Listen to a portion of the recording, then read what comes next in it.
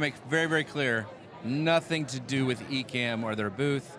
We are at a conference where everybody is on their phones. They're not looking at you in the face. They're on their phones. But it's okay. We're back. Doc Rock, the amazing person behind Ecamm, has helped us out. So we are excited. We are here with the amazing Colin Gray. Why, hello. Yes. Hello. And I got to hang out with Colin, what was it, 3 years ago? Something like that, in London, which I'd never been for. It was amazing. Yeah, was that your first trip? Huh? Yeah, Good stuff. yeah, it was. Yeah. But They may even let him go back. I don't know if I can. We don't know if we Maybe. can I don't yet. know. We had a whole pandemic to prevent him from that. Right. Yeah. So, you know. But Colin is an amazing podcaster.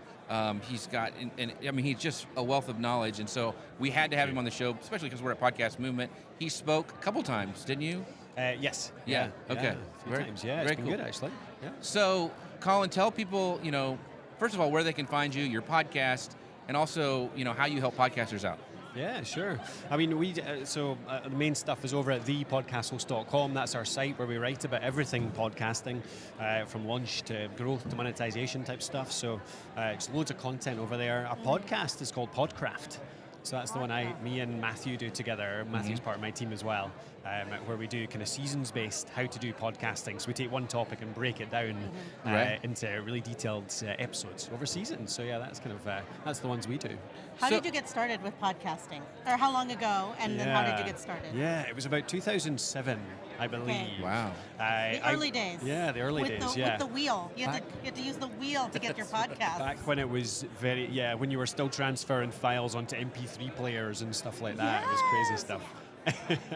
I worked at university, actually, so I was a teacher at uni. Wow. Telling lecturers and educators how to use tech to teach. Okay. And podcasting was this fancy tech that came up in 2007, and I was like, my boss said, "You go and look into this audio thing and find out how it works."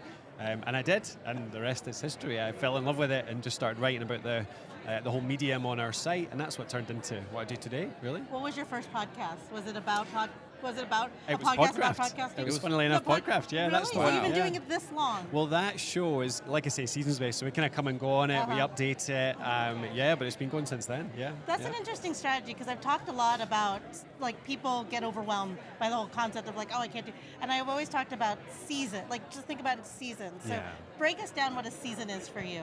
Yeah, I mean, I love the format, because it's when you take a question, a problem, an issue that your audience have, you take the most common thing that people ask you, and you go, right, I'm going to cover this over, let's say, 2 or 3 months, which is 8 to 12 episodes week-wise. Break it down. You think how much detail, because I think a lot of podcasters make the mistake of trying to cover too much in every episode. Right. And actually, your listeners want you to go really deep on quite specific things. Yes. So you take that season, you plan it out. It's so easy to plan because you can sit there for 20 minutes and actually just come up with all these broken down parts of this topic, and then put some meat in those bones as well, a few bullet points. It means you've got the plan. You know what it's like. You sit down on Monday morning, what am I going to talk about this week? But actually, with a season plan, you've got that for months ahead, so it's great. When I used to work in live streaming, I still work in live streaming, Right. but when I was doing it for my day job, there was always two things for people that were getting started. They were either afraid that they didn't have enough in them, Yes. or they're afraid they had too much in them and they got overwhelmed. Yeah. So I like that way of rationalizing it and breaking it down. Yeah. It's good. So Colin, I wanted to ask, and maybe I missed it, but did you say for you have that seasonal the seasons for your podcast? Yes. Is there a certain amount you always do for each season, or is it just kind of based on the content? It totally comes down to the topic, I think. Okay. Yeah, we change it every time. I've had a season as short as 4 episodes. That was all it needed, really. And I've done one 20 episodes long as well. Wow. So yeah, it just depends on the topic, I think. Gotcha. Yeah. So the other thing is, I know you have, and once again, correct me if I'm wrong, you have a newsletter that comes out quite a bit, because I get that. So great. if somebody wants to sign up for that newsletter, and because it's really got a ton of great stuff for podcasters. Thank you. If you're getting started, if you want to you have questions, I mean, it's really there's only a few newsletters I read, and this is one of them. So can you tell people how they can sign up? Yeah, sure. I mean, if you just go over to thepodcasthost.com, we have a link at the very top of every single page on the site. It's kind of our main thing. So sign up for the newsletter and get that. And Yes. So podcasters with an S. Right. With thepodcasthost.com. Gotcha. Yeah. Got it. So, for people who are watching who I've always wanted to do a podcast, or maybe they've done a live show like we have, and they're trying to think about, maybe I want to turn this into a podcast. What is something that, from all your years of experience, and everything that you've done, like maybe a pitfall to avoid or a lesson learned that you would say, you're getting started, do this? Yeah, sure. I mean, it almost sounds like too simple advice, but that's it. It's all about being simple. It's like I find so many shows get killed by the fact that people overcomplicate things too early. So they go with a setup like this, like we've got a really good pro setup here, 3 mics into the Rodecaster, and folk think they have to start like that. No. But actually, get this, and it's a relatively simple device, but there's still all these switches and things. It's just so much faff to set up and all that kind of stuff. And by all means, get into the more developed setups like this 10, 15, 20 episodes in, but I always tell people just get a really simple USB mic in the early days.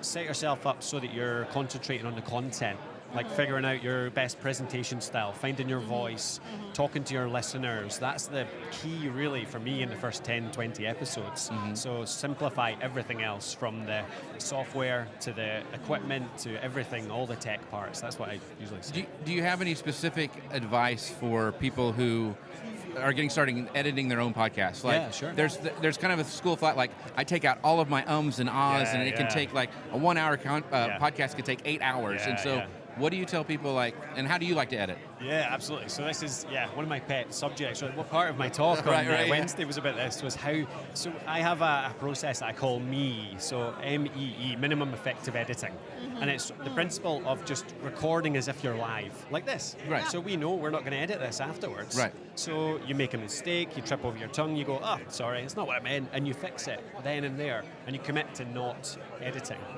And editing can be a real crutch, I think, for people. Yes. It means that they don't have to worry about trying to get better at not umming and ahhing and all that kind of stuff. Whereas if you commit 10 to 20 episodes, your first 10 to 20, I'm not going to edit much at all.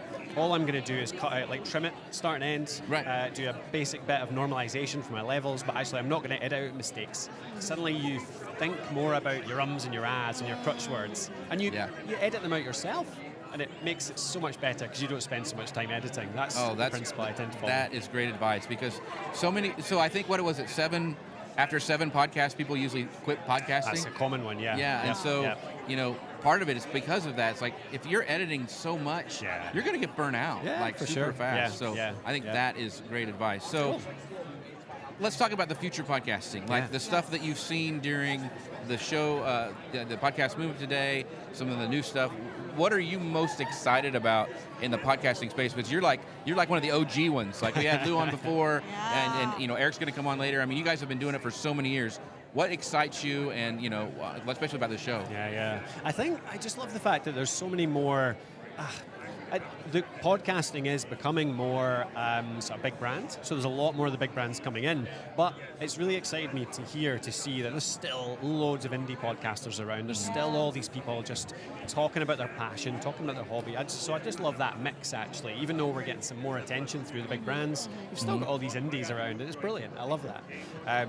There's been so much, just hear your guys' thoughts on this as well. There's so much talk about more video podcasting at this show as well. It just seems to be coming up a lot. I have to admit, I don't watch any video podcasts at all. The whole thing around podcasting for me is I'm on a walk, I'm on a drive, I'm cooking my dinner, I'm listening to something. Like, do you guys watch podcasts, or do you think it's the same thing? So, I watch clips of podcasts. And my thing is, it's all about repurposing. So I always love to do do it with video, because I can I get more bang for my buck. So that's the main reason. I've always done it from the very beginning. Now, discoverability, the YouTube, and Eric's going to talk about that a little bit, about the YouTube podcast thing, and so that's kind of exciting, I think.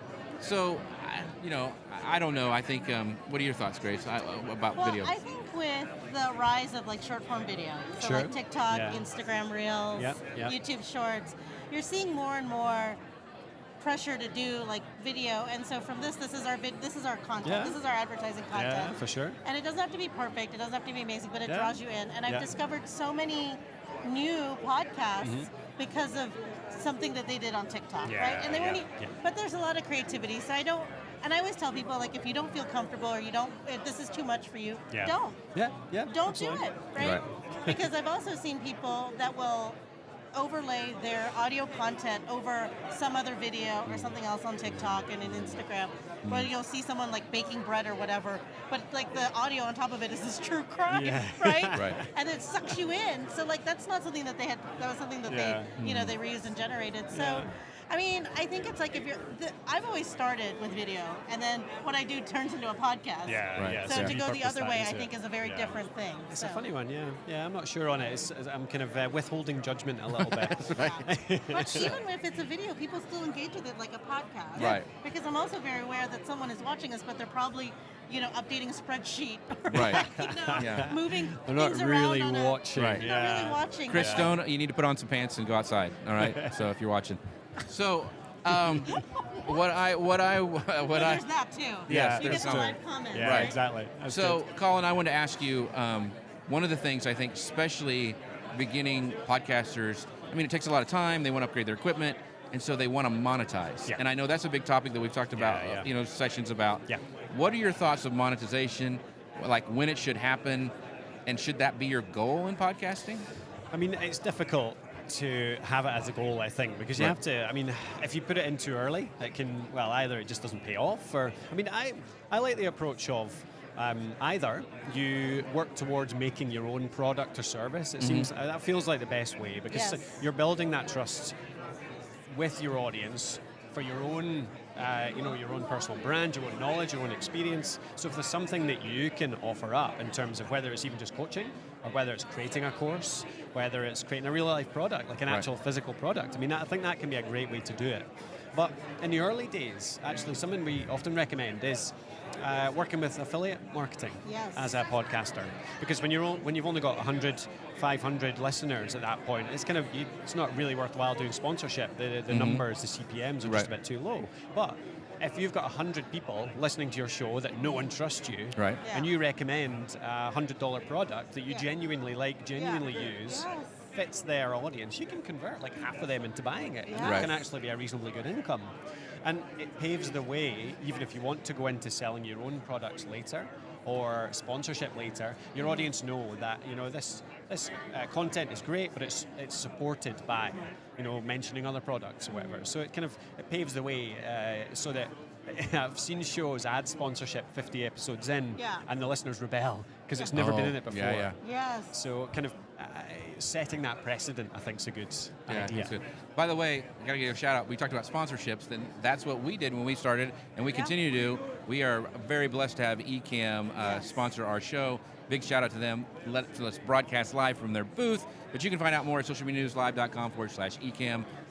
They are amazing. They also have a new podcast coming out, and Paul Duncan is going to drop that inside the comments, so we can actually, you guys can link and give them a rating review. But it's a great show, live on Wednesdays, but all about video podcasting. So make sure you check that out.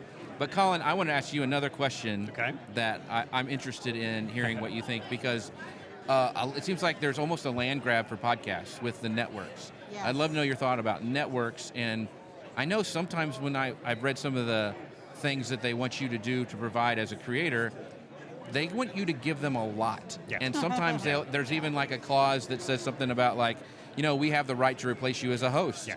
And I'm like, that's, when you see that money, it's easy to want to grab it and like help them, but then you have to look at like, I don't want to give away my stuff. So Given over huge control. Yeah, absolutely. So what are your yeah. thoughts on networks and the land grab kind of idea? Yeah, I mean, it can be a way. I've seen people join a network and make a living out of it. I've seen other people join a network, grow more of an audience, Right. use that network's resources to grow an audience and benefit the network too. Like it's a two-way thing.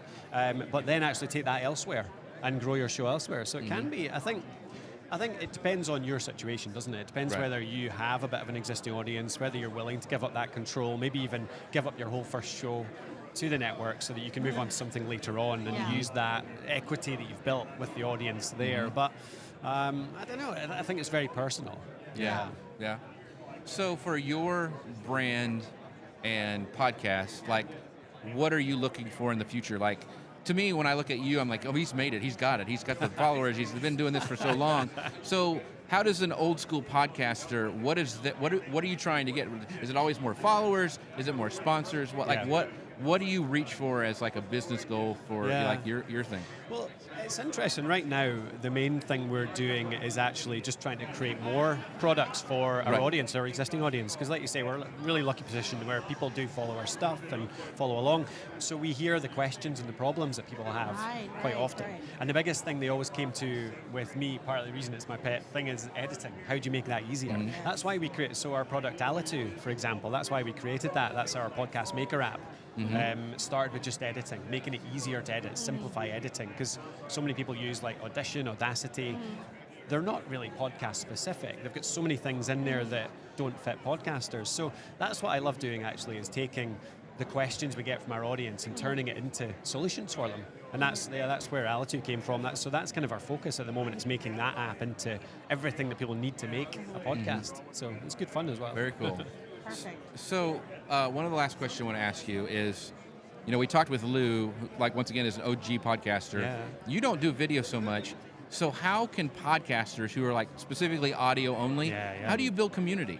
Because it's hard, because it's like, it's passive, like you're saying, people are like driving or, so what are some tips or calls to action or whatever that you use to drive community in your brand? Yeah, we do a lot around. We recently started a community on Circle. Actually, I don't know if you've come across that. Really good platform for it. Makes it really easy. I mean, I think part of the way that we've managed to grow that is we mention it obviously in our podcast. We do a bit of YouTube as well, mention it on that. Our blog is probably the way that we reach the most people through the podcast, so we include it on that. But it's about having those regular events inside the community, I think, as well. Like we have shout out Tuesdays and special topic Thursdays. We do live events once a month. We do Q&As as well. So myself, Matthew, Lindsay on the team, we all do a live Q&A once a week, every single week, where we just sit there and answer questions that come up. I don't know if there's that much complicated about community other than just giving your time to it. Right. And that can be difficult sometimes when you feel busy, you've got so many other things on. But it's actually committing and showing that you're there to help them and you're part of the community. Right. I don't know about yourselves. I've joined communities in the past around a brand, and they're never there. Yeah. So do you do a shout out what I'd love to know is like a tactic that like a new podcaster could use to help them foster community. Do you like Lou has a thing like call this number, leave a voicemail, and he'll play it at the end. Yeah. I mean, do you have specific tactics you like to use for that? So tying into the seasons thing earlier, I think seasons are excellent for this because you've got this really good excuse at the end of the season. 3 months in, like you've been podcasting regularly, weekly for 3 months, and you say, right, we're taking a month off. We're not going to be here for a month, but over this month I'm going to be on Twitter, let's say, and I'm going to be engaging and asking for questions. Here's what I want you to answer. Next season we are going to cover, let's say, equipment. What are your biggest struggles with equipment? Right. What mic do you use? What mixer do you use? What do you want us to cover? And that's like a good month worth of not podcasting, but actually just interacting with the community. And I think one of the biggest things in that is being super specific. Because every time we've tried that in the past and say just what are you struggling with or give us some feedback, something quite generic, it's not enough of a prompt. People just don't do it. Right. As soon as you get really specific, like what mic do you use? What was the last time, what happened last time your equipment broke or your live stream went off? Right. Whatever. Yeah, exactly. That happens. Yeah. I mean, when it happens, right? We don't know. Yeah. Okay, so I have a last question for you. Okay, so something that we hear a lot, we've been hearing a lot at the conference this week, is the get to know your audience, And you gave us some hints. You gave us some really good advice with taking the break and asking Twitter. But I've heard things like surveys or whatever, but I haven't really heard how do you get, what are some other ways you can talk to your audience and get to know what it is that they want and get to know them. So, and I've gotten some good ideas, but do you have any other ones in addition to the Twitter one is amazing, by the way. Yeah. Thank you. Yeah. The one that works well best for us, actually, it was the one that surfaced that editing production type problem, the biggest that took us to where we are now, is our newsletter. So Jeff, you mentioned the newsletter. Yes. Every time somebody signs up for that, we give a giveaway, so we've got like a couple of PDFs, like some free resources, that kind of stuff that encourages them to sign up. But then second day, I think it is, we send an email with nothing but the question, what's your biggest struggle in podcasting right now? That's good. And we get so many responses to that.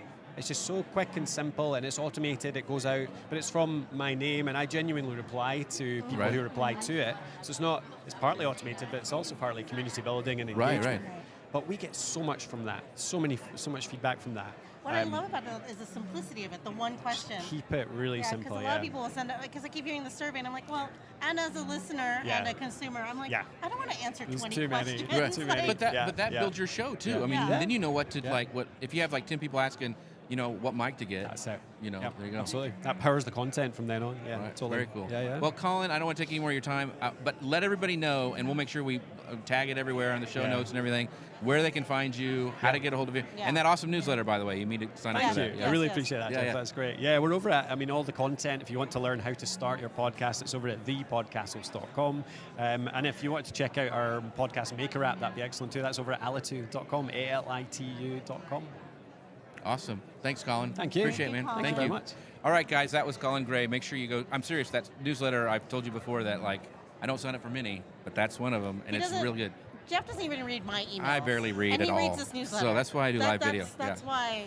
So, all right, as we get the next guest in, make sure you guys go to check out Ecamm at socialmedianewslive.com/Ecamm. Like I said, we're at a conference. People are walking around staring at us like, what are these people doing? But we can only make this possible by Ecamm. In fact, I want Doc Rock to come a little bit here and talk about... I'm gonna go get the Descript person. Okay, and talk about the actual podcast he has, but also a special thing that's coming up called Leap into Podcasting, and that's coming up pretty shortly. Isn't that right, Doc? I kind of put it in the, kind of got him off his conversation. Hi. So I watched My name is Doc. Grace Duffy. And, So I have watched. Wait. And you're not. And so I've how watched do I Doc. lower this chair? I don't know if you can. No, I just wanted to be Grace. Oh yeah.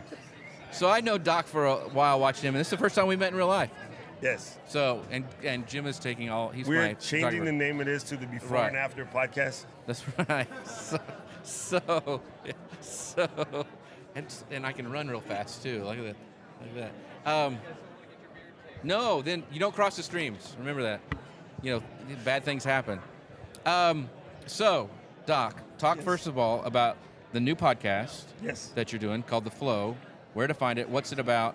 And what does it have to do with podcasting? Okay, so The Flow is a podcast that we're doing as a way to help people who want to start a podcast realize that if you're going to start today, start video first. And it doesn't matter whether you want to have a video podcast or not. A video first approach does a whole bunch of things. It makes it easier because when you go to edit, you have visual cues to edit. Mm-hmm. If you happen to have a guest, you guys can see each other. Even if Katie's in Mass and I'm in Hawaii, that's right, it was a humble flex. When Luis goes to edit the video, he can see. If I do some weird histrionic, he almost knows I said something stupid at that moment, so you can cut that it. part out. Right. You don't even have to listen to it almost. I can give him hand cues, visual cues, and he'll know. So the editing process is way simpler.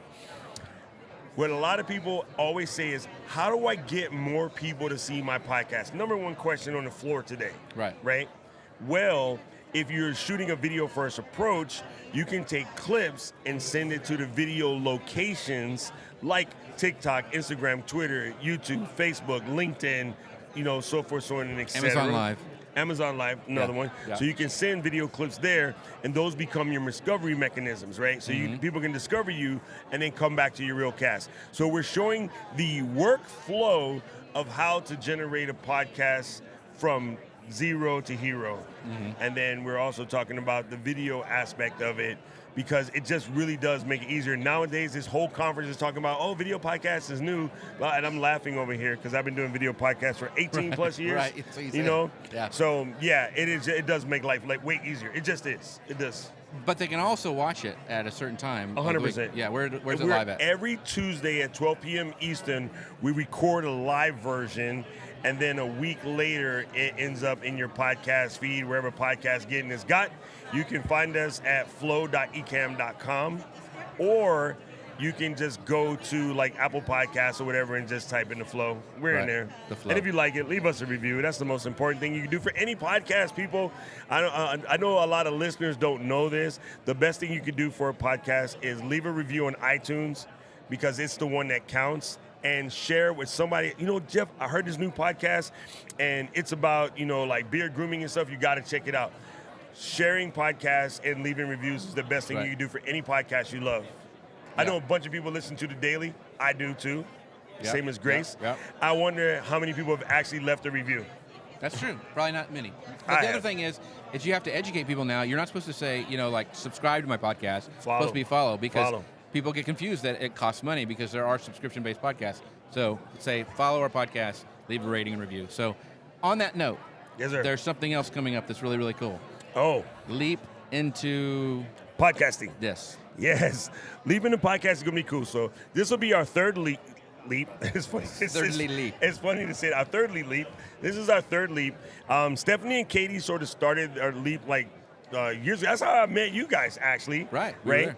there. And we did Leap into live streaming twice, but this year we really think that the move is podcast, so we're doing Leap into podcasting. What was super funny is I've been on for about a year talking about YouTube's going podcasting because I'm a YouTube coach, right? Right. Well, I'm a content coach now, but Right. it started out as a Yeah. YouTube coach. And I kept saying, YouTube's getting podcasts, it's coming soon. Everybody's looking at me like, Doc, you really got to stay out of the Maui Wowie. And I'm like, no, man, it's coming. And they're like, okay, whatever, man. And then Tuesday, the article comes out, boom, YouTube has a podcasting tab. And it just started. Like, they're about to do some more things. So even more so, if you've been sitting around thinking about starting a podcast, just sort of fitna, my favorite. I'm fitting to do this. You've been fitting for 5 years. Now it's time to get in. Get your iPhone out, lock yourself in the bathroom, tell the family, hush their face, Yeah. and do your podcast. Go in the closet. Bathroom's a little echoey. I would go in a closet. Car has the best that's right. acoustics. Yeah, you're true. Yeah. Bruh, So- Car has amazing acoustics. So we will be speaking at the new Leap in Live. So there's one person, you follow us, and we'll, go there. It's going to be a tons of content. I've seen a little peek of the content that's coming out. It's going to be off the charts. So, Well, because you guys are speaking. Well, so. I just didn't want to do that. But Actually, everybody's coming to see Grace. that's right. I'm not trying to She throw you may- any shade Yeah, or it's nothing. like Beauty and the Beast, but she gets mad when you call her Beast. So anyway, don't do that. So, anyway, Doc, thank you so much, my friend. Man, thank you guys for blessing the booth. Here's the coolest thing about having you guys here. A lot of people on the show floor are showing stuff about like what you need for podcasts. We're probably the only booth that's actually podcasting from the floor. Right. And it causes everybody to stop in their tracks. That's right. Mostly they came to see Grace, not us, but yeah, it's cool. We're just here for. She's the real reason people. Grace, show up, I kept your seat warm. Yeah, You ready? she did. So we've got some other guests coming on that are going to be really, really cool. But make sure you sign up for Leap into Podcasting because there's going to be tons of content. It's going to be recorded and all that stuff. But sign up and go live because it's going to be fun. So We have Grace Christiana. just went and just pulled people off the floor. I am pulling people off the floor. No, That's this right. is something we had planned. We have Yeah. Christiana Cromer from Descript or it's Descript. my favorite tool. I know, Kristen, come in here and tell us. Come on. Yeah, tell us how to say it actually, Okay. because I say it wrong probably. She's the community manager from Hello. from Descript, Yes. Descript. How are we do supposed to say it? How do we say it? Totally up for interpretation. Oh, really? However way you'd like. So- We'll accept it as long as you talk about us. It's Oh. fine. We are talking- So I have been. It is. See, I'm gushing right now because yeah, we're such fans of Descript. I have. Wow, It has thank you. changed the way that I do shows. It's changed the way I edit. It's changed the way I do clips for social. Totally. And so, I mean, I use it. We use it. I'm the producer for one of the producers for Guy Kawasaki's podcast, and that's what we use it for. Awesome. And so, it's just an amazing tool. It keeps Thank getting you for better. saying all of that. So, I am gushing. Tell everybody if they haven't heard about Descript what it is and what it does. Totally. Oh, scoot over a little bit. Yeah. Awesome, Grace doesn't awesome. bite most times. I'm not Get gonna most bite. I'm not times. gonna bite She's you. not in public. Awesome. I'm she gonna does. move over here closer. But Yeah. yes, tell us. Totally. So what is Descript? Descript is a audio and video editor. Mm-hmm. We transcribe your content so you can edit it like text. So it's full service. Anything you want to do, add captions. Right. Make social videos to promote across social. Audiograms. Remo- all sorts of- Audiograms, yeah. remove your filler words, and we actually just launched something called Storyboard. It's currently in a preview release. You're but hearing it's- about it first. Yes. I heard about it earlier. Heard it here first. It's a complete redesign of Descript. So, Yeah. with some crazy new video editing features that I am personally really excited about. It's cool. So yeah, that's us in a nutshell. So So there are two things that I love about. Okay, you Descript. go ahead. I'm gonna tell you. No, just the two I know things. I'm excited. You're so excited. The one is the overdub. Totally. You're gonna tell me about you're gonna tell everyone about Overdub. 'Cause Absolutely. I will not do it justice. And then the other one is the fact that you can type and then have one of your voices Totally. read it. So I will tell you, I'll let you in a secret. I was working on a certain brand, and we were doing ads, and it's hard sometimes to do voice, and we used your voices. Totally. Amazing, like amazing. And I know people that are using it to make their Amazon Live video. Oh, yeah. Amazon Product influencer videos. Yeah, product videos, yeah. Yeah, where they'll record, they'll do like a I've video. seen Shelly's in the comments. Shelly Saves the Day. I saw her do it first. Yes. I believe. A big shout out to Shelly. Love She Descript. was using Awesome. Descript for that. She said she loves it in the. Look at all these people saying hi, love Shelly. Descript. Yeah. But so she's the one that taught us like you do the video with your B-roll. Do B-roll first. right? Yeah. And then you put it into Ecamm or Descript. You record it with Descript. Ecamm, then put it. Yeah. You Yeah. record it with Ecamm, do it Totally. with Descript, do the voice. Oh my gosh, so easy. So tell us about Overdub and tell us about the voices. Totally, yes. So Overdub is our synthetic voice cloning tool. Yeah. So you throw in some recordings of you speaking from your podcast, from your videos, wherever, and Descript will learn your voice. So then, say you make a mistake, or you want to do an ad reel, but you don't want to actually read it. Right. You just type out what you want to say, or you correct the mistake you made. And suddenly you didn't make that mistake, and we use that it's- voice cloning technology to fix it for you. It's freaky scary a little bit. It is a little bit scary, but it's Yeah. very, very cool especially for podcasters. If like I have said before, the wrong thing, like Totally. it sounded the same, but I said the wrong, product. Yeah. Going in there and changing it and have it sound like you. Oh my gosh, not having to go back and re-record stuff.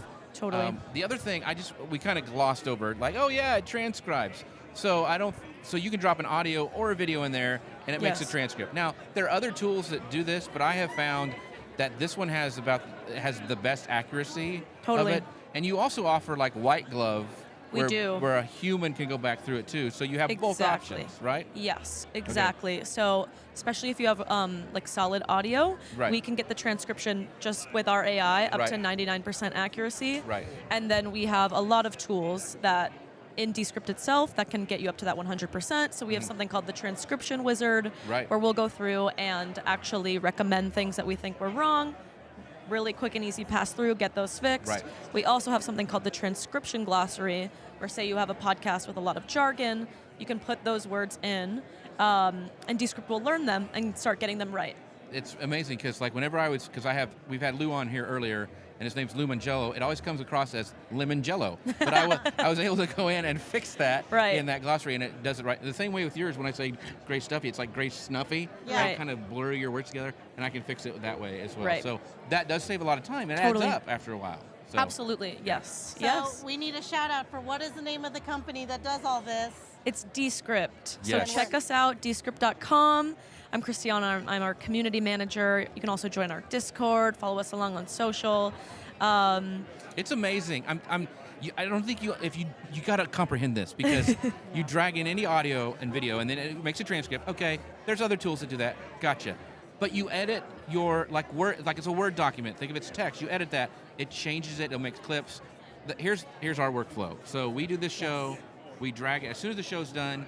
Ecamm actually records it and it's a video file. I take that video file. I drop that into Descript. It makes a transcript in like 3 minutes, about an hour show. Yep. I can go in and then highlight sections that I want to take out for social.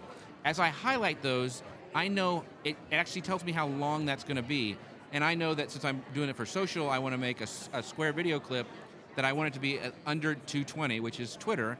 And so I make sure that answer or that little clip is under 220. Right. I export that. I clip it out with their little, is it the clipping tool? Mm-hmm. Clip it out. It makes a little thing there. I have it actually has the transcript with it, so I don't have to make subtitles with another, service. I export that. Boom, it's done. I can add like a progress bar. I can make an audiogram out of it. It's just Yeah. it's changed everything, folks. I'm telling you, it's amazing. Wow. So it's a one-stop shop. yeah, and Yep. and it does video. It's not just audio. It's just audio and video. So Yes. so fast.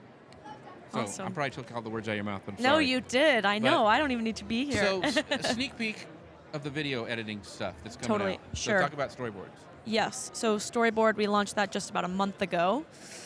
Oh, it's filled with goodness. I don't even know where to Yeah. start. A big crowd pleaser is that we added dark mode, which is great. Yes. But we've got AI green screen in there. We've got new transitions, new audio effects. We developed something called scenes, which is a new way to think about your video editing. Yes. You can sort of chop up your entire video into something more of like a slides or like a Google Doc almost. Right. And just make a really longer narrative story with all the pieces that you want.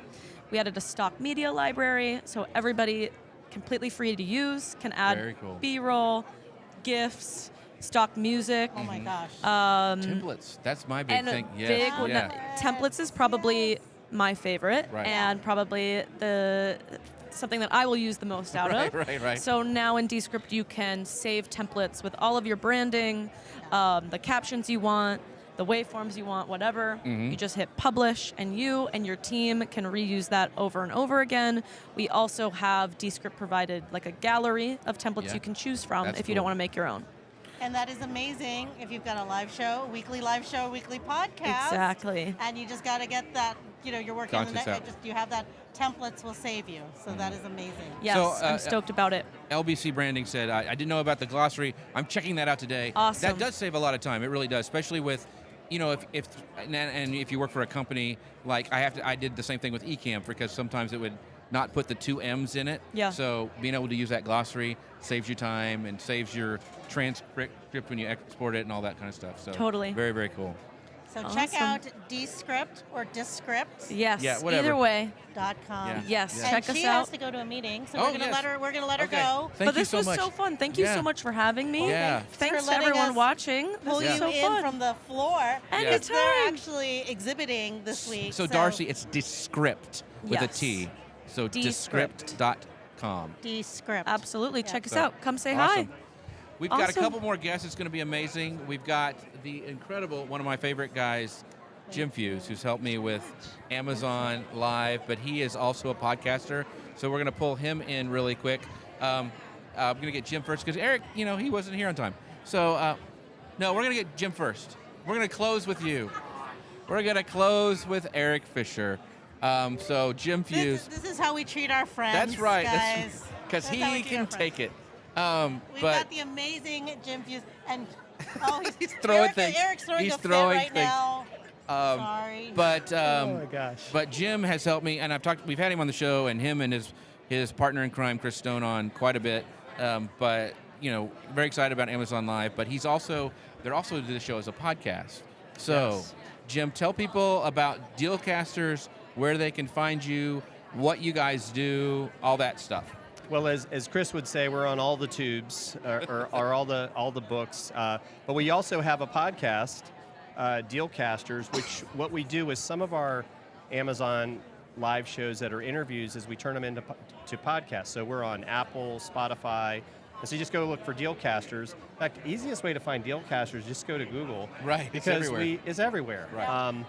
But you can go to dealcasters.live to see our live shows. You can go to dealcasters.shop to see our storefront on Amazon and see some of the things that we're reviewing. But the podcasting has been a lot of fun because we are able to repurpose it. And now what YouTube has podcast, I can't figure out, because I saw our show on there and I didn't know. Oh, it you was got it. So I haven't checked don't it know. much. It's so weird. We'll look at. We'll have to look it up. Eric's going to talk about that in a little bit about some of the new YouTube if stuff. he that's if coming he out. can stick around. Yeah, you may not. I don't know, he might storm We'll have off to bribe here in him. any minute. Somebody put a muffin here and he may come get Maybe it. Lou will have candy for him. Yes.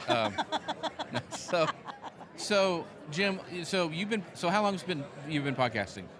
It's been about 2 years. Yeah. Yeah. So what would you tell somebody who's just getting started on podcasting after like your 2 years? Because you've tried some things and you've had to make some adjustments. So what would you tell new podcasters? I think as a new podcaster, one is don't get upset if you're not getting a ton of downloads. I mean, it's just like with a live stream. It's about being consistent. It's about getting this stuff out there. I think the other big thing is to take the pressure off yourself. If you can batch, by that meaning do a few shows in advance. Like, I don't know how you do it with Social Media News Live because you're putting stuff out every week, but you also got a really good system. Right. And have been doing this a while. But if you can get yourself a little bit ahead, then that way you don't feel like the pressure, like, oh my gosh, we gotta get a show out, we gotta do a podcast today. I think that helps because I think otherwise you start to really overthink it. Yeah. and then you get frustrated and oh, well, we missed it. Now nobody's going to listen to us because we didn't put a show out this week. Well, and James Hicks says, yeah, he's been rocking fresh Dealcaster swag all week. So yeah, he's looking. Yeah, Always be branding. That's right. Always Very be good. branding. I Always be I have branding. my branding with me all the time. So you've been going to sessions, Jim. There was some cool Amazon stuff we saw up in the top here. But what are some of the things, like a big takeaway that you've had from Podcast Movement? Yeah. I think for me that I came here as an attendee, and I think the networking Oh yeah. is just being here, getting to meet people, seeing all these these great companies are here.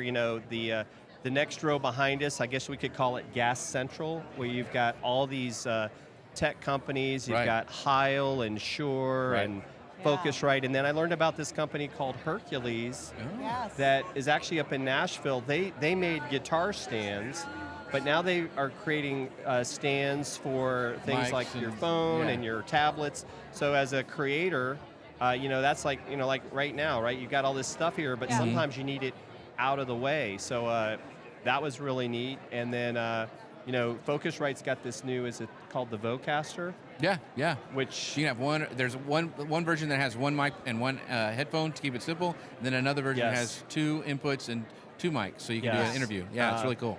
But also how much is going on in the whole idea of monetization of your podcast. Right.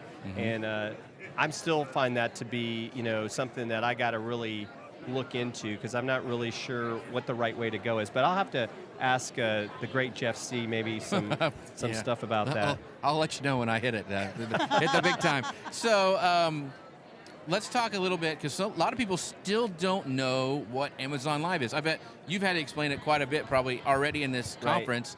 And you and I have talked about this a lot, that people still don't know what it is. Yes. So can you kind of give a real quick bird's eye view and why it's so exciting right now, Yes. and why you guys have kind of planted your flag there to talk about it and kind of be ambassadors for it? Right. So yeah, what's happened is, everyone talks about live selling, and it really started over in Asia. And so Amazon, they're a smart company, is like, maybe we should start doing this. So they've created a program. So we call it, it's like, it's beyond the Amazon Associates program. It's like the next level up. You are going to apply based on some of your social followings, not on being a live streamer, your social followings. That's Right. the other thing. You can learn to live stream later, even though that's not always an easy thing to do. But you get to go live on Amazon. You get to create product videos that go on the Amazon product pages. And so if people watch your videos, click on it, make a purchase, you're monetized, instantly, right? You're going to get 1 to 4%. And there's only about 3,000 people that we are aware of that have gone forward with that. I mean, when you consider what I heard at another conference, we're at 58 million Right. YouTube Yeah. Yes. channels versus 3,000. I like my numbers. Right. But it also it lends to brands are now very interested in that, right? We've been fortunate to get to work with companies like Heil and Shure and now even Focusrite, as we've talked to them here. Right. They're interested, right? Because these brands are seeing, like, people are shopping on Amazon. It's the largest product search engine. I didn't say Google, right? Right. Amazon. Right. So people are going there with the intent to buy. And you Yes. have to think about, I guess you'd call it the buyer's journey, right? We go to YouTube sometimes to search, Right. Right. but we don't always buy there. And so I think that's another big thing. But because the program is still evolving, right, it's like it's not too late. And some of our friends have started to get approved and are now asking us, like, hey, what do I do next? And Right. I think you have seen success. Yeah. I mean, Eric, I know, is he's getting started. ready to Grace? pick up Grace. I'm starting to do it too. Yes. Yes. We're So- going live to Amazon right now. Yeah. Yes. So if somebody wants to get started at Amazon, where do they need to go first? I would just go to, I think it's just search for like the Amazon Influencer Program. I can't Right. remember the exact I think it's URL. Amazon.com/influencer, I think that's what it is. Yeah, and just it's a really easy process. The hardest thing may be that you find that you may get disapproved. You may not have enough followers. They don't tell us How what many those it needs, numbers yeah. are, but don't give up, right? Just Yeah. whatever your favorite, it's TikTok, YouTube, Instagram, and Facebook business. So whichever is your strongest.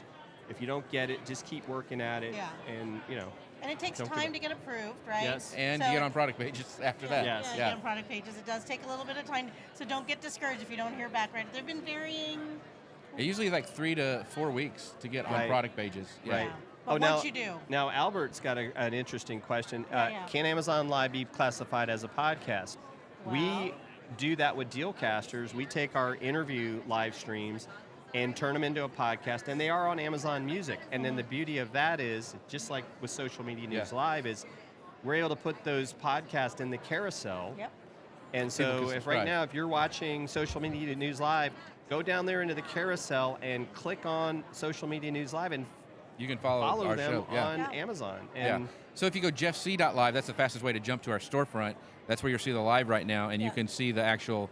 Our show is #1, and you just click on that and you can subscribe, which is really cool for podcasters. So that besides that reason, Jim, why do you guys do a podcast? Because it'd be real easy just not to have to worry about that. Have you found that it helps with your brands? Like, not only are we live, not only are we on Amazon, we also have a podcast that goes out to X amount of people. Is that why you yes, continue? I think it's about, right, it's about growing your presence. It's about, some of it is even just awareness. Right. And the thing we're able to do too is with the podcast is we can put in the show notes, all the things we talked about. We can also put a link back to like if people want to watch the video. Mm-hmm. So I think it's kind of like Chris and I like to talk about, it's kind of like the content flywheel of marketing. Right, You right. can't just stop with the live stream. It's like, okay, we're done, off to the next one. And that's, Right. I think, the mistake Yeah. that a lot of people make. And so, even with the other show that I do, the Tim and Jim show, we're going to start podcasting or making it a podcast because that's content. And a lot of us have this content that's been really good that we're just not doing anything Right. Right. So Jacques says also apply to Amazon Associates, and they drop the link in Yes. as well. So that's very, very cool. So with. Yes. awesome. So Jim, if people want to, do hit the rapid fire for Jim. I'm interested in his questions. Okay, his answers. Jim. Yeah. Oh my God. And of course, it's not working now. Hold So on. yeah, you hit a button. I There hit you a go. button. There There you you go. go. Button. All All right. right. Jim, phone call or text? Text. Barbecue or Tex-Mex? Tex-Mex. What is your go-to karaoke song? My go-to karaoke song is Bon Jovi, Living on a Prayer. Oh, I got to hear that. Oh, gotta hear that. TikTok or Instagram? Instagram. Oh, and then what is your favorite day of the week, Jim? I'll say Saturday, college football.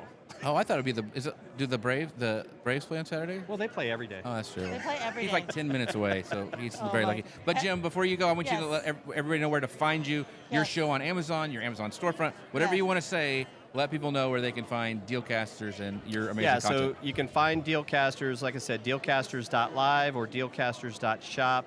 And then if you want to connect with me, easiest place, LinkedIn, just look for Jim Fuse. But we also do have a Dealcasters company page on LinkedIn. There you go. We're everywhere. That's right. You are everywhere. So Yes. make sure they have helped me out tremendously. I wouldn't be on Amazon without them. So they've been on the show a bunch. So if you're watching and you're looking at our podcast, scroll back. We've had both Jim and Chris on and them on together. So as you can tell, I'm very excited about Amazon Live. So make sure you guys go back, check out some of those past episodes because they are amazing. And so I'm very excited about getting to hang out with Jim. Oh, yes. this has been great. And We this ate is a lot like, of food. I mean, We ate so eCam much has food. just been amazing. Oh, This gosh. is like What a the setup. coolest. Yeah. I got to know, I've got studio phone. That's right. I know. That's right. So And let me you can tell find. you, we just rolled right in. We just Yeah. rolled right in. This is all. Doc had it all set up. Yep. It's amazing. So make sure you guys check out eCam. Make sure you check out the Flow podcast that they're doing if you want to learn about video podcasts because it's amazing. And also if you want to find out more about eCam and check out their page, go to socialmedianewslive.com/eCam. That's ECAMM. Jim, thank you so much, my friend. Thank you. Thank It's great you. to see you guys. And now we have the amazing, exciting, Eric very Fisher. patient Eric Fisher.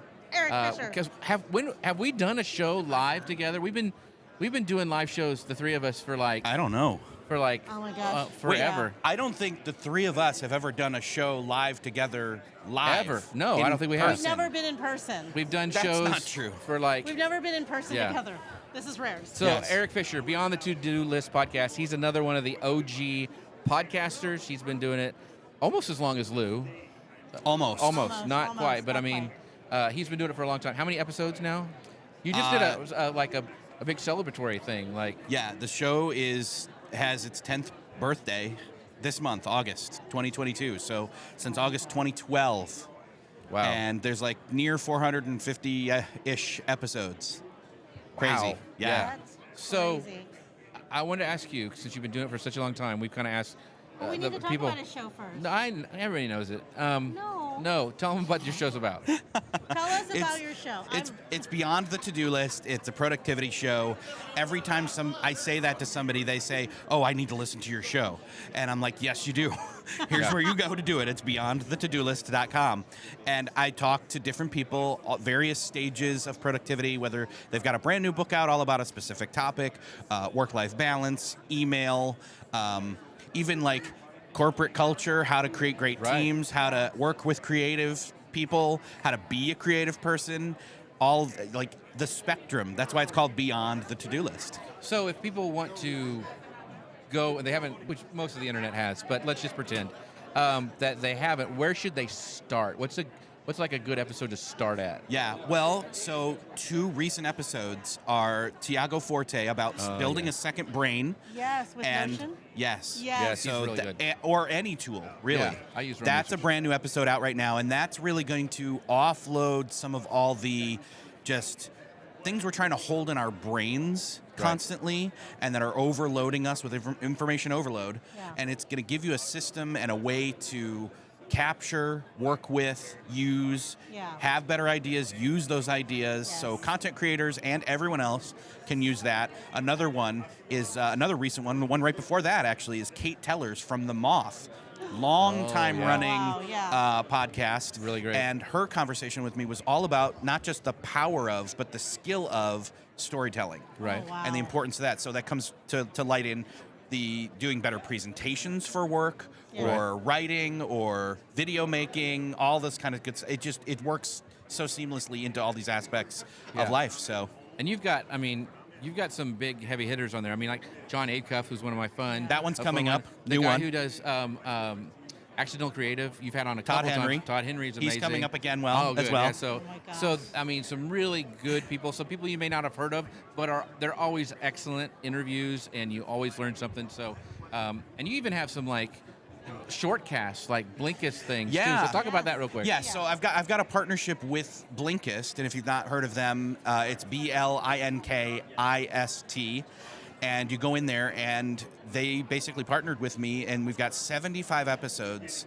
that are called shortcasts. They're short versions, distilled down essences of podcasts. So Cliff if you don't have notes. time to listen to a full episode, Right. but you want to get the best parts, it's me talking with a guest, but it's short clips, and I transition from clip to clip, and it's, you get the essence of it. So Yeah, so those are very, very cool. So tons of content over there. But so go check out Beyond the To-Do List, beyondthetodolist.com? yes. Okay.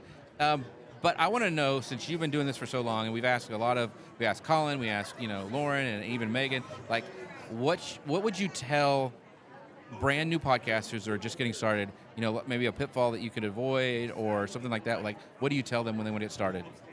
There's a couple different things I could say. One is come up with a bunch of different ideas, topics, as well as guests right out of the gate before you even start recording, so Oh. that you can kind of batch process and or just create a runway for yourself for a while you get into the rhythm of Right. recording.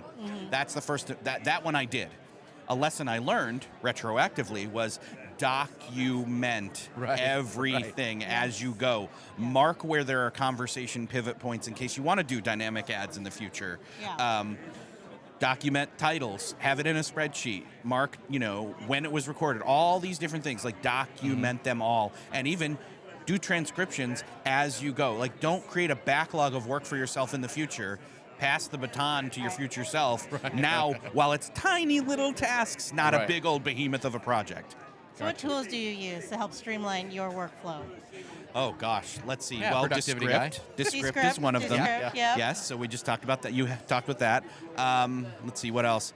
I use the Rodecaster Pro to do my multi-track. This Yes. is the 2. I only have the 1. but Rode, if you're listening. We'd be more than happy to do a review for you. I will do a review on Amazon. See, I'm tying it all together. We're tying it all. This is what makes this man a pro, by the way, that's right. is he's tying all those strings together for us. And then we go to Disney. See, I That's right. did it. I did it. You did it! Yay! Let's see, what else? Workflow. One of the things that I do, that actually, Jeff, you gave me this idea, is when you walk and talk, you can do a watch face on your Apple Watch with the app Just Press Record. And so then it'll transcribe that, it'll sync that to your phone as well as your MacBook. And then you've got those ideas there, and you can transcribe them, then pull them in. Because I'm an auditory ideator. You're an auditory an external Yes. processor? Yes. Yes. As you can tell.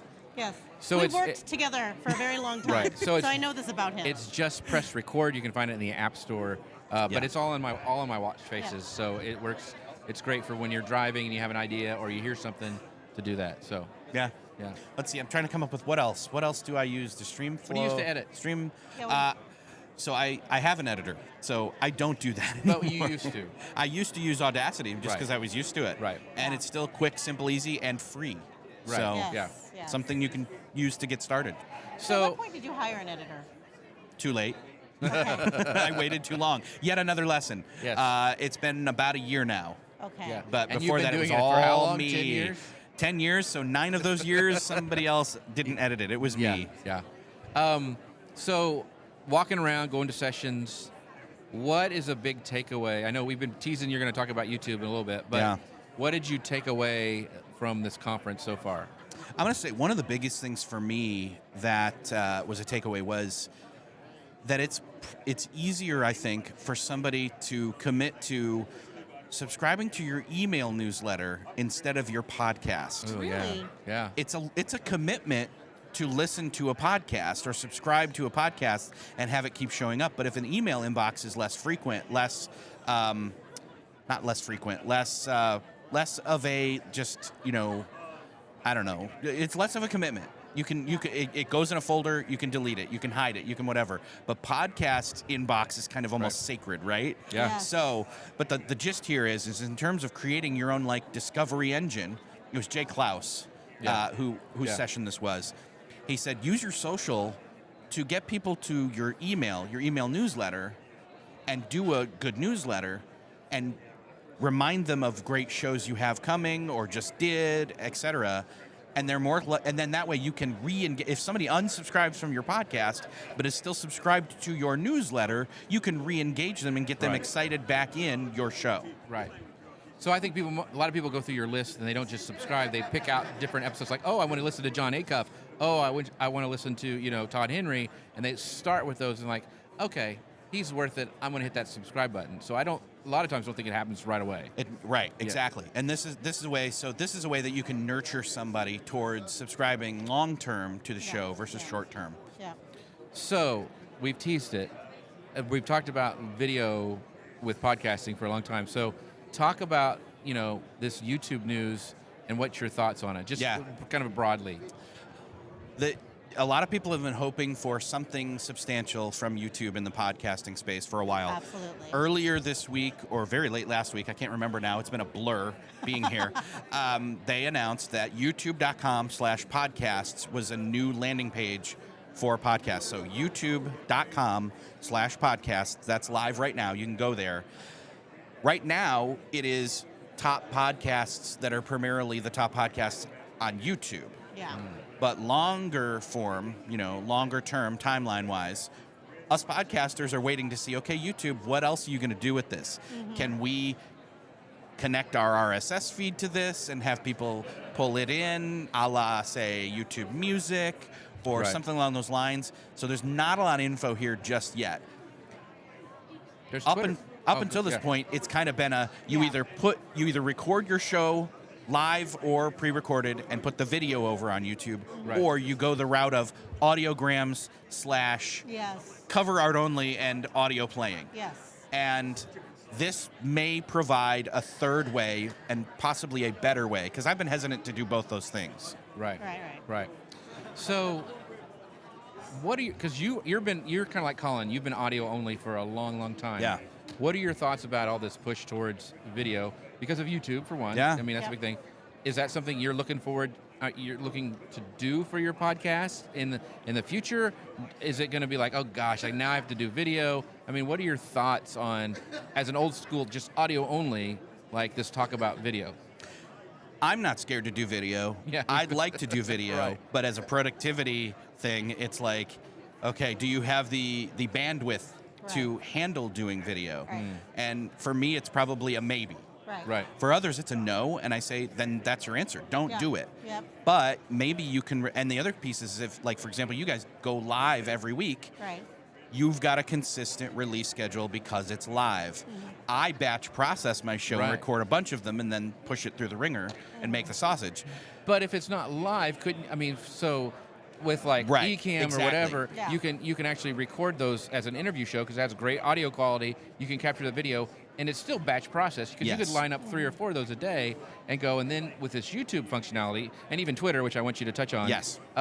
You have an option to share some of that out for those people who do want to see what I don't know what Mitch Todd looks like. I mean, like or not Mitch Todd, but Tiago Forte. yeah, what do you? Or I don't Todd know, Henry, Todd or- Henry, yeah. and like, I don't know. It'd be kind of interesting to watch a show Yeah. where you interview him, and like, how's Eric do his interview style? That'd be kind of interesting to watch. Yeah. And so there's an opportunity there that I'm not hiding from, but I'm figuring out, okay, what's the next, how do I ease into that? Obviously, Right. Ecamm, I have Ecamm, I Right. can do it. Right. So it's a matter of just kind of working out the workflow, figuring that out.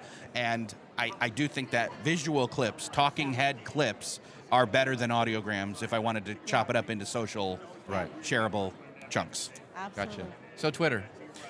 So Twitter yesterday, was this yesterday? It was yesterday. They announced that they are integrating podcasts into Twitter Spaces. So again, not a lot of info. A lot of people have been asking the right questions about it since the press Yeah, release. yes. There are a couple of different I'm looking at the comments, sorry. There are a couple of different great questions that I've seen on Twitter about this. So what it is it's going to be in Spaces. It's going to be a place for recorded as well as live spaces to be found, as well as podcasts.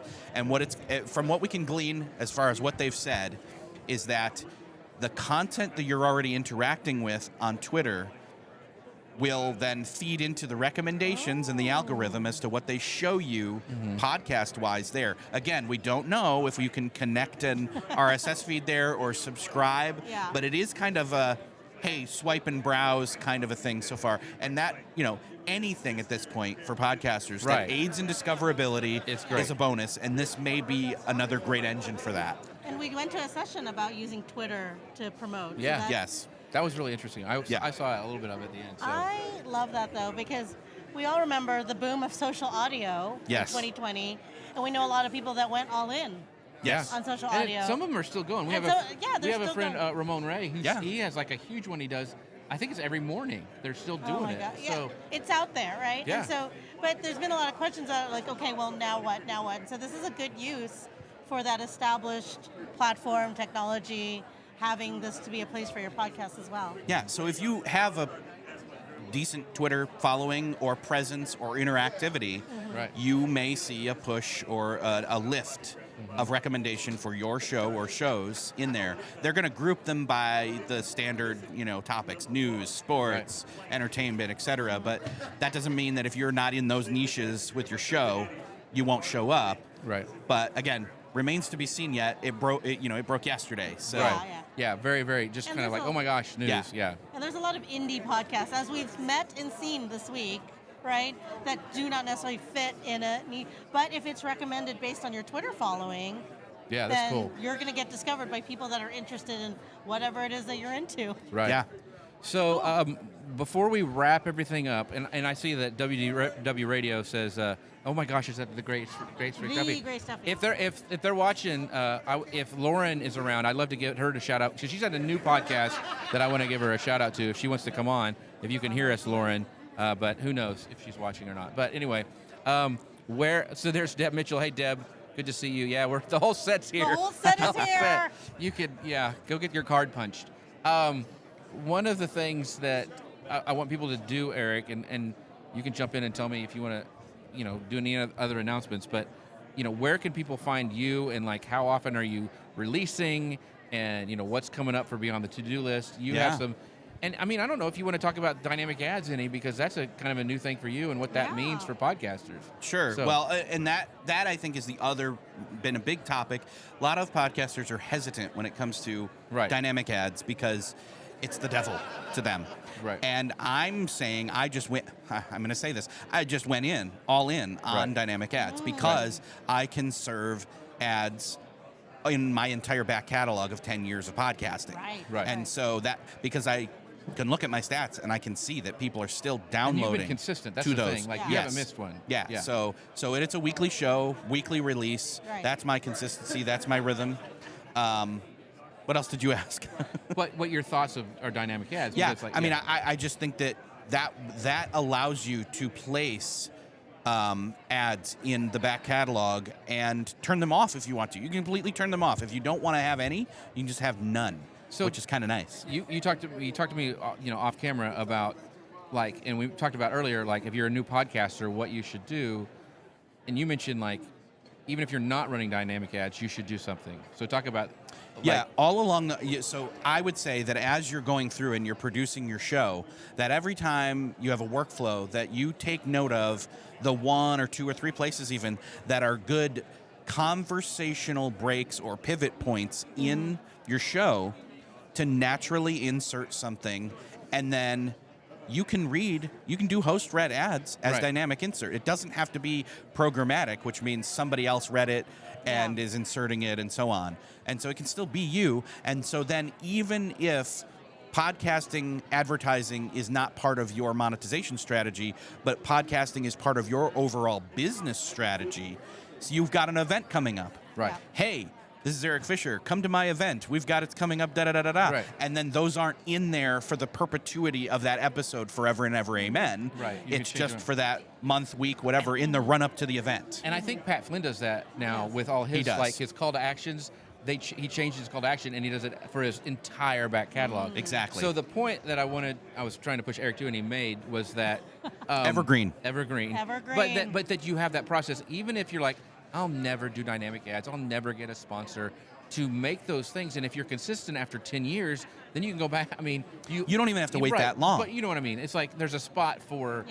You're thinking ahead. You're being proactive. Because if thinking you're ahead. ready, I mean, the thing is that all you need to do is be ready whenever the opportunity is right. So, Right. Yeah. And So- you build that from the beginning. You build those systems and practices at the very beginning with the intention to do ads or whatever you want to do. Exactly. So we have, I think, exhausted our time with Eric, because I'm hungry and he's hungry, and we want to go get some food here in Dallas. But there's my food reference. So your card is complete. But Eric, I want to let people know, like, what's coming up for you, where you want the people to send them to find your show, all your stuff. So talk about that. Go over to beyondthetodolist.com. That's where you can find all the latest episodes. I highlighted Tiago Forte, Rachel Tellers. Upcoming in the next 2 weeks is John Acuff as well as Todd Henry. We already mentioned them. Right. Those are going to be great. I've already recorded them. I know they're great. The guest is great. I'm good. And then, just jump on in, listen, take a listen. You will find any kind of productivity hang up or topic you're looking for. I've probably got a show about it. And if I don't, you let me know.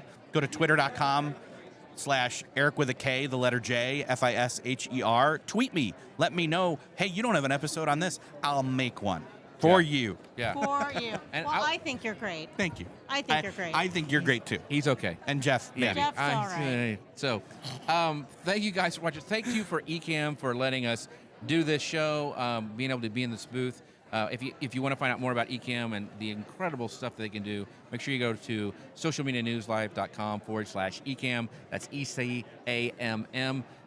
And don't forget about their Flow podcast that is out, that is amazing. And also the upcoming Leap into Podcasting, which Eric's going to be one of the speakers. Grace is going to be one of the speakers. I may be there just to press buttons. I don't know. I may talk a little bit. But make sure you guys go. They have an incredible community on Facebook. They answer questions. You can actually talk in Facebook to Doc Rock. He'll help you do your setup. They're just amazing people there. I wanted to give a big shout out to the Paul Duncan, who is actually in there moderating right now. He's amazing as well. Dropping the links. Yes, he's doing links. He's doing so Look at that, amazing. beyondthetodolist.com. Keeping up with everything. Yeah, so thank you, Paul, for doing that. You're amazing. But somebody else is amazing. is the amazing Grace. So Grace, The Grace Stuffy, yeah, right? yeah. Tell them where they can find you. Well, you can find me here every week with Jeff, 10 a.m. Central, 11 a.m. Eastern, 8 a.m. Pacific. I did that backwards, I know. And So- you can also find us on Volley. What is our URL for our space? It is socialmedianewslive.com/chat. You'll join in there. You'll be able to talk to Grace and I asynchronously, so there's not really much pressure. You don't even have to be live on camera. You can come in and just leave a message or an audio message or a text, and we will respond to you. We have a lot of fun in there. Big shout out to the people in there. Like I know Gary Stockton's in there, a bunch of other folks. Brian Farrell's in there. So we have a great community over on Volley. But yeah, go check out Grace. She's there. She has to do it now. It's her job. It's my job So, now. yeah. I'm the job. It's my job Yeah. now. So come over to Volley. But it is honestly a great way to talk to us directly. Yeah. So with that, we thank you guys for watching. Thank you to Ecamm. I'm trying to get Doc's attention so he'll be ready to turn off the stream when I'm ready. Hey, can you get Doc to get ready? Yeah. So, but I thank you guys. Thank you to Ecamm for letting us go live here. Well, thank you guys. Thank you for everybody watching in the show. Thank you, Lowell, for watching as well. And we will see you guys next time. Appreciate you. Bye, everybody. Bye.